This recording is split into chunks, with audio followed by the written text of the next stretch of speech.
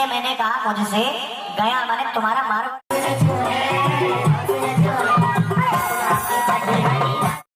Hello hi दोस्तों, कैसे हो? आई होप आप लोग सब ठीक ठाक होंगे, मस्त होंगे। मैं जानती हूँ आपका आज के नए ब्लॉग में। तो आज का नया ब्लॉग हम स्टार्ट करते हैं। ये देखो, आपको लग रहा है हम कहीं जा रहे हैं, तो वो हम जा रहे हैं आज भागवत गीता सुनने। भागवत लगी है, वहाँ जा रहे हैं। तो आप अपना सब बने रहिए, आपको दिखाते हैं आज भागवत कैसे लगती है खटी माँ। तो तुम्हें अपने लोग ये देखो हम पहुंच चुके हैं। तो वैसी रहती है कन्हैया कि भगवान श्री कृष्ण पैरों में पायल तो वैसी पहनती है। आधे तो लड़की थे पहले से कन्हैया, आधा जो बचा था वो राधा रानी ने पूरा कर दिया। अब जब बताने से महत्वपूर्ण कोई काम हो सकता है क्या? कोई और काम हो सकता है क्या दुग्धपान से महत्वपूर्ण? बोले नहीं हो सकता। लेकिन जैसे वंशी के धुनपान में पड़ी, कहाँ का पुत्र कहाँ का परिवार पता ही नहीं चला, कब लाला आ गया पालने में और गोपी दौड़ चली। बोले कृष्णचंद्र भगवान की।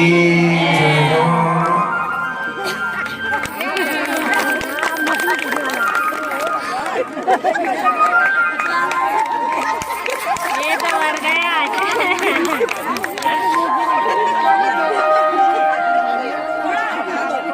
श्री राधे बोले माँ के बिहारी लाल की जय जय श्री राम। इतने सारे थे कि उतारने पड़े। अब गोपी ने कुछ ज्यादा ही लपेट दिया मालाओं से ही।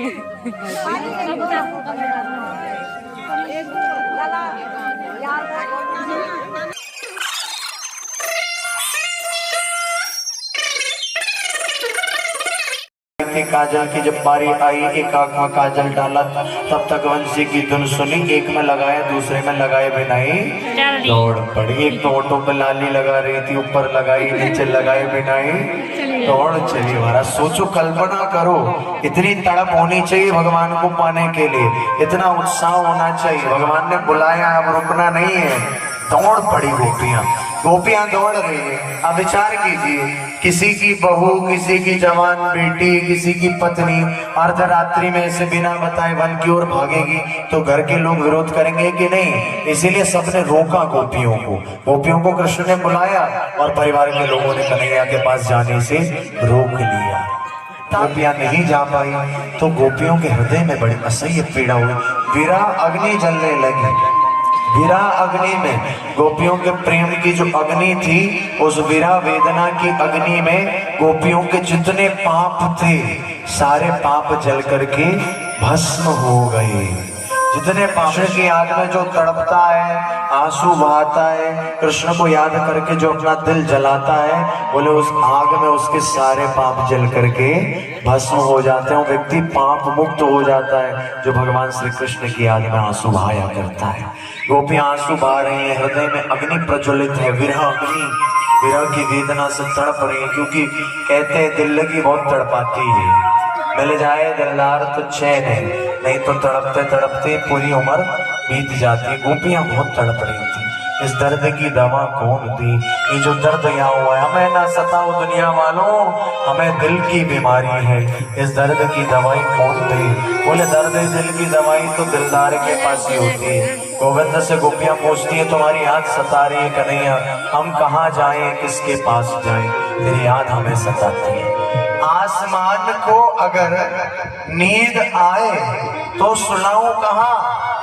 आसमान को अगर नींद आए तो सुलाऊं कहाँ? धरती को अगर मौत आए तो जलाऊं कहाँ? आसमान को अगर नींद आए तो सुलाऊं कहाँ? धरती को अगर मौत आए तो जलाऊं कहाँ? सागर में अगर लहर आए तो छिपाऊं कहाँ? और प्यारे जब तेरी याद सताए तो मैं जाऊं कहाँ?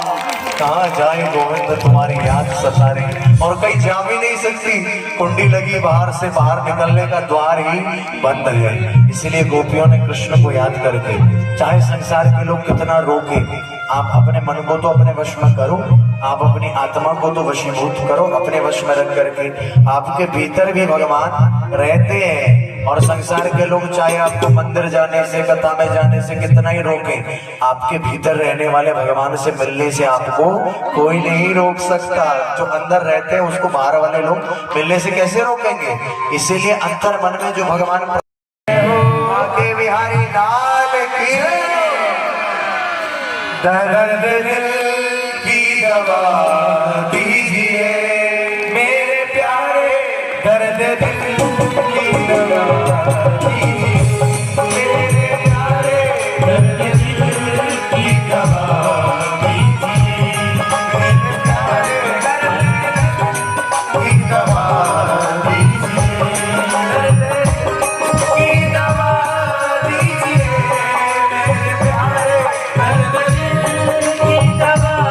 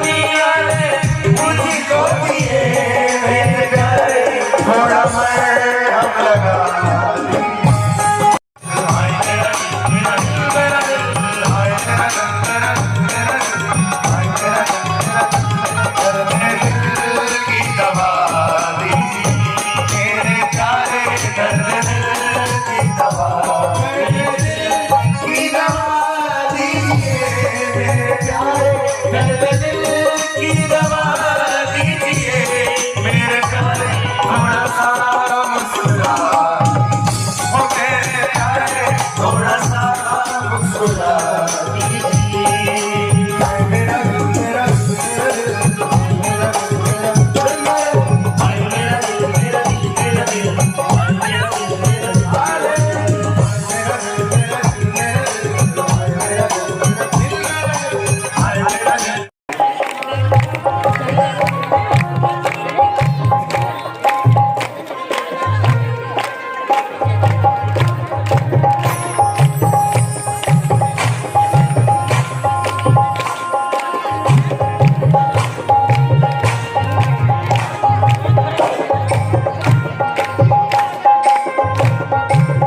हमारे बीच में वरिष्ठ पत्रकार समाज सेवी श्रीमान सुरेश चंद्र प्रीति जी, आपका हम स्वागत करते हैं। आप आकर के सम्मान ग्रहण करें। श्रीमान सुरेश चंद्र प्रीति जी हमारे बीच में और मानसी का ध्यान किया और भगवान श्री कृष्ण को जब याद करने लगे, कन्हैया की मनोहारी छवि का जब उन्होंने दर्शन किया अपने ध्यान में, तो कन्हैया का दर्शन पाकर के ध्यान करके ध्यान की ऐसी गंगा बही कि उस ध्यान गंगा में गोपियों के सारे पुण्य बह गए। पाप तो पहले जलकर समाप्त हो गए, पुण्य भी गोपियों के बह गए। मारे गोपियां पाप और पुण्य दोनों से मुक्त हो गई। पाप पुण्य मुक्त गोपियों ने कृष्ण का ध्यान किया और दिव्य स्वरूप बना करके, माने शरीर तो उनका घर पर ही रहा, शरीर कैसे जाता, द्वार बंद है, लेकिन इस आत्मा को कोई द्वार रोक नहीं सकता, कोई बंदिश इसे बांध नहीं सकती। आत्मा मुक्त है, निर्लिप्त है, निर्विकार है, निर्गुण है, निष्क्रिय है। इसीलिए दिव्य रूप दिव्य शरीर धारण करके गोपियां रास मंडल की ओर चल पड़ी। शरीर तो घर पर ही रहा, क्योंकि रासलीला में शरीर का कोई काम नहीं है। भगवान दिव्य है और दिव्य भगवान को पाने के लिए व्यक्ति का स्वरूप भी दिव्य होना चाहिए। भगवान स्वयं कहते हैं, जन्म कर्म च मे दिव्यम एवं यो वेत्ति तत्त्वतः त्यक्त्वा देहं पुनरात्मन्नेति मामेति सोऽर्जुना। हे पार्थ, हे अर्जुन, हे कौन्ते, मेरा शरीर, मेरा जन्म, मेरा कर्म, मेरा सब कुछ दिव्य है और दिव्य भगवान से जुड़ने के लिए, उन्हें पाने के लिए व्यक्ति को भी दिव्य होना पड़ता है। माने रासलीला कोई शरीर शारीरिक लीला नहीं, शरीर का कोई मिलन नहीं, इसमें शरीर का कोई काम नहीं है। ये तो आत्मा के परमात्मा से मिलन की दिव्य लीला है। परमात्मा का नाम है रस। भगवान को क्या कहा गया वेदों में? रस। और रस रूपी परमात्मा की अनुभूति करना ही रास है। रसो वै सह रस्येवायं लब्ध्वा आनंदी भवति। परमानंद की अनुभूति, उस रस को पा लेना ही रास कहलाता है। गोपियां दिव्य रूप बना करके रास मंडल की ओर बढ़ चली हैं। पाप पुण्य दोनों गोपियों के आज समाप्त हो गए, क्योंकि शास्त्र कहते हैं भगवान को यदि पाना चाहते हो तो पाप के साथ साथ पुण्य भी समाप्त होना अनिवार्य है। अगर पुण्य आपके शेष रहे तो भगवान नहीं मिलेंगे। पाप भी समाप्त होने चाहिए और पुण्य भी समाप्त होने चाहिए, माने पुण्य भी कोई शेष ना रहे। सरल उपाय यही है कि भगवान की शरणागति कर लो। एकमात्र उपाय और सरल उपाय है भगवान की शरणागति करना। क्या उपाय है भैया? भगवत शरणागति, माने भगवान की शरण में चले जाओगे तो भगवान की ये प्रतिज्ञा है, ये वचन है कि जो कोई व्यक्ति मेरी शरण में आता है, सर्वधर्मान् परित्यज्य मामेकं शरणं व्रज अहं त्वा सर्व पापेभ्यो मोक्षयिष्यामि मा शुचः। भगवान कहते हैं सब कुछ छोड़ छाड़ करके जो मेरी शरण में एक बार आ जाए, गोविंद मैं आपका हूँ आप मेरे हो, ऐसा जिसने प्रतिज्ञा कर ली, वचन दे दिया भगवान को, भगवान उसके सारे पापों को समाप्त कर देते। हमारे पिछला हिसाब आपका, सारे पाप आपके समाप्त हो गए। अब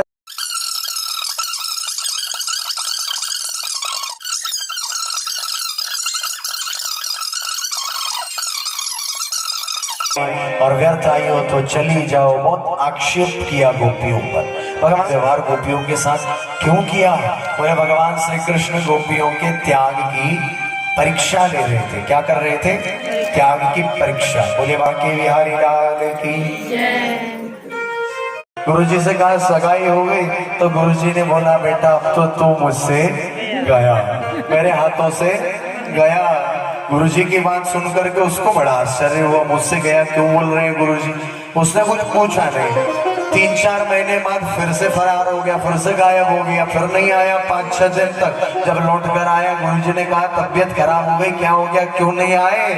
उसने कहा मेरे तो हाथ पीले हो गए, शादी हो गई। गुरुजी मेरी तो गृहस्थी जम गई, मेरा विवाह हो गया।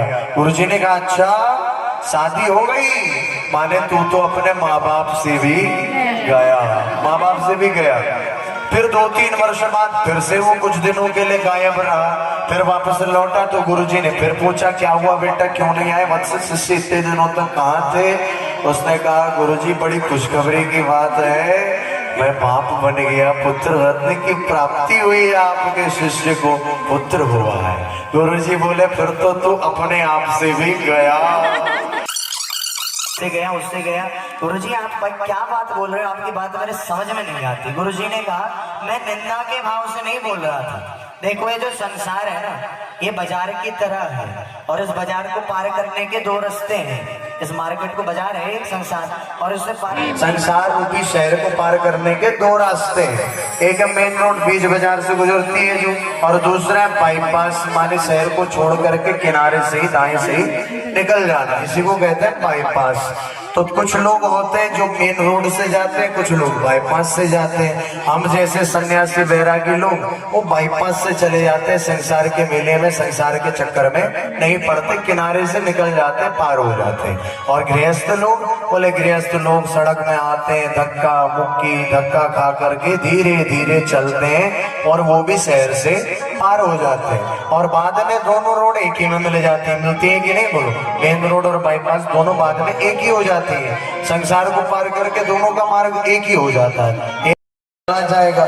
इसीलिए मैंने कहा मुझसे गया, माने तुम्हारा मार्ग और मेरा मार्ग अलग अलग हो गया। अब हम एक रास्ते पर नहीं चल पाएंगे, तुम गृहस्थी के रास्ते पर चल रहे हो, हम वैरागी है सन्यासी, हमारा मार्ग अलग हो गया।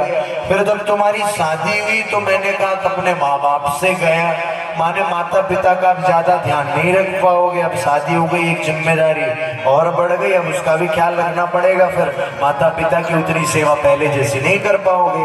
फिर जब तुम्हारा बच्चा हो गया तो मैंने कहा तू अपने से भी गया, क्योंकि जब व्यक्ति की संतान होती है, बालक का जन्म होता है, तो माँ बाप अपनी खुशियां सब भुला करके, अपना सुख दुख भुला करके बच्चे का ही ख्याल रखते हैं कि नहीं भैया बोलो? किसी को पुत्र होता है तो माँ बाप अपना सुख दुख सब भुला देते हैं। बच्चा अगर दुखी है तो माँ बाप दुखी हो जाते हैं, बच्चा अगर प्रसन्न है, चाहे जीवन में कितने कष्ट हो, बच्चे को खुश देख करके माँ बाप को भी खुशी होती है, माने अब तुम अपना भी ख्याल नहीं रख पाओगे, एक जिम्मेदारी और बढ़ गई। इसीलिए मैंने कहा था बेटा ये संसार अनित्य है, संसार के संबंध ऐसे ही होते हैं। अरे बताओ तो सही, मैंने संसार कैसे नहीं देखा? गुरुजी ने कोई उत्तर नहीं दिया। कुछ और समय बीता, बार बार वो ये प्रश्न करता। एक दिन फिर से उसने ये सवाल किया, गुरुजी आपने मुझसे कुछ साल पहले कहा था कि संसार नहीं देखा, तूने संसार नहीं देखा। अरे बताओ तो सही गुरुजी मैंने संसार कैसे नहीं देखा? गुरुजी ने कहा ठीक है बेटा, आज तुझे दिखा देता हूँ संसार। तू मेरे यहाँ प्रतिदिन योगाभ्यास करने के लिए आता है, योग सीखता है, बता श्वास पर तूने जीत हासिल कर ली, मैंने श्वास को रोक लेता है क्या? हाँ गुरुजी, पूरे घंटे तक रोक लेता हूँ श्वास को, धीरे धीरे चलती रहती है, देखने वाले को लगता है सांस रुकी हुई है, किसी को पता नहीं चलता कि ये जिंदा है कि मर गया। मैं श्वास रोकना सीख गया हूँ। गुरुजी ने कहा बस हो गया काम, यही करना। घर में जाना, किसी से कुछ मत बोलना, चुपचाप बिस्तर में लेट जाना और श्वास रोक लेना, और जब तक मैं ना कहूं उठने को उठना मत। चेला बड़ा आज्ञाकारी, गुरुजी की आज्ञा पाकर के सीधे पहुंचा घर में और लंबा हो गया, सांस रोक करके लेट गया। अब सब जगा रहे, अरे क्या हो गया? अभी तो हंस रहे थे, अभी बात कर रहे थे, अभी तो खाना खाया, क्या हो गया? अफरा तफरी होने लगी है, डॉक्टर बुलाया, हकीम बुलाया, वैद्य बुलाया, ये झाड़ा, इसको ये किया वो किया, उठने का नाम ही ना ले। गुरुजी ने कहा था भैया गुरु की आज्ञा है, जब तक मैं ना उठाऊं उठना मत। और सांस रोक के लेटा रहा बिल्कुल। सब रोने लगे, क्या करें, क्या हो गया? सब बड़े परेशान चिंतित हुए। किसी ने कहा इनके गुरुजी रहते हैं आश्रम में, गुरुजी को लेकर के आओ, गुरुजी चेले का इलाज कर सकते हैं। लेके आए गुरुजी को, महात्मा जी को लेकर के आए और गुरुजी से कहा अरे क्या हो गया? सब रो रहे थे, विलाप कर रहे थे। गुरुजी ने कहा इसके लिए 1 कटोरा दूध लेकर आओ। क्या लेकर आओ? 1 कटोरे में दूध लेकर के आओ और चीनी डालकर लाना। 1 कटोरा दूध लाया गया। गुरुजी ने कटोरा लिया हाथ में दूध का। अब सब देख रहे हैं गुरुजी क्या करते हैं। उसके सर के चारों तरफ उसका दूध के कटोरे को घुमाया, कुछ मंत्र पढ़ा और गुरुजी ने कहा ये तो मर गया है। क्या कहा गुरुजी ने? ये मर गया है, लेकिन उसको जिंदा किया जा सकता है।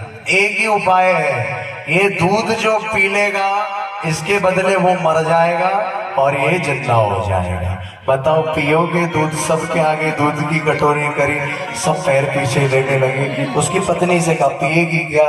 उसने रोते हुए कहा हमारा और इनका साथ इतना ही था, कष्ट तो बहुत हो रहा है, दुख तो बहुत हो रहा है, 7 जन्मों का वादा करके ये मुझे ठग कर चले गए, लेकिन क्या करें महाराज, मैं रह लूंगी मायके में, परिवार के साथ सुखी रह लूं। आगे बढ़ो। दूध का कटोरा बच्चों के पास ले गए। 4 जवान बेटे थे उसके। जवान बेटों से कहा बेटा तुम में से कोई एक कुर्बानी दे दो, तुम्हारे पिताजी जीवित हो जाएंगे। सबने कहा पिताजी ने तो हमें अपनी उम्र भोग ली, अपना मस्ती कर गए, हम ना करें मस्ती, हमें जवानी नहीं भोगने दोगे, हम नहीं मरेंगे पिताजी के बदले। सब पीछे भाग गए। रिश्तेदारों से कहा लो पी लो, लो पी लो। किसी ने दूध नहीं पिया। सबने कहा मरने वाला तो मर गया, इसके चक्कर में हम भला क्यों मरे, हम तो अपनी जिंदगी जिएंगे। अब सब अपना असली चेहरा दिखाने लगे। संत महात्मा ने कहा अच्छा इसका मतलब ये दूध पीने वाला कोई नहीं है क्या? सबने कहा नहीं, इस दूध को तो कोई नहीं पिएगा। संत महात्मा ने कहा ठीक है फिर एक काम करता हूँ, मैं इस दूध को पी लेता हूँ।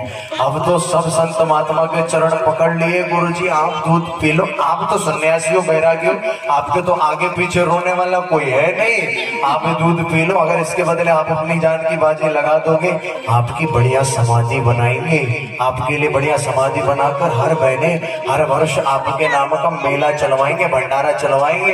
अरे गुरुजी की जय हो, जयकार करने लगे सब लोग। गुरुजी ने कहा ठीक है फिर कोई नहीं पी रहा तो मैं इसको पी लेता हूँ। तो गुरुजी ने सबके देखते देखते एक ही घूंट में, क्योंकि गुरुजी को तो पता था दूध पी करके मरने वाले थोड़ी थे, गुरुजी ने दूध पी लिया।